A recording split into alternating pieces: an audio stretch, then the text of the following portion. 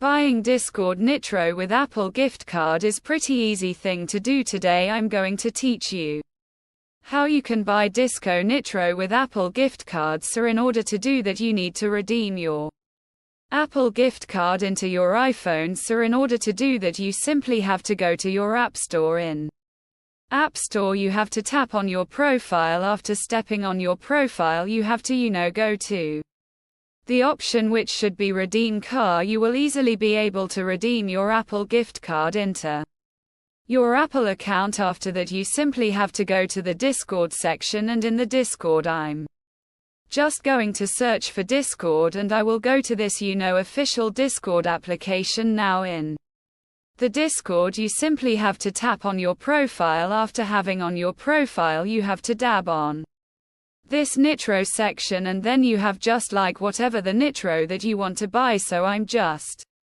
going to tap on Get Nitro, and it will open up. If it happened purchase, it will open up payments automatically. If you are on iOS, it will open up the Apple Pay right here. So that's pretty much it. That's how it will be able to do it. Hope you guys find this for the helpful.